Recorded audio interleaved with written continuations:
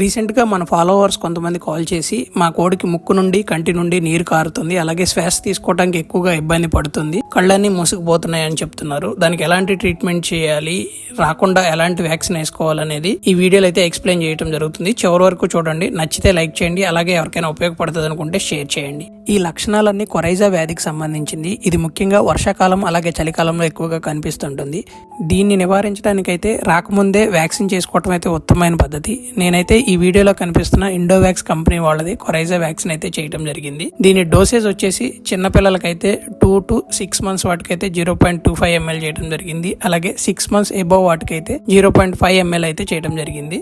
Better results కోసం deworming చేసి ఒక 1 week గ్యాప్ ఇచ్చి వ్యాక్సిన్ వేసుకోవటం అయితే ఉత్తమమైన పద్ధతి. అలాగే ఈ వ్యాక్సిన్ వేసిన తర్వాత దాని పనితీరు అనేది ఒక 15 రోజుల తర్వాత నుంచి అయితే ఎఫెక్టివ్గా పనిచేస్తుంది.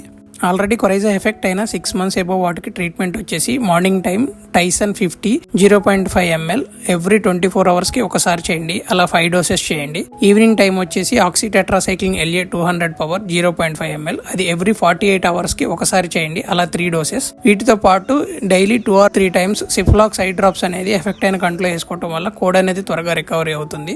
మరింత సమాచారం కొరకు స్క్రీన్ మీద కనిపిస్తున్న నెంబర్కి వాట్సాప్ చేయండి. Thank you so much for watching this video. Follow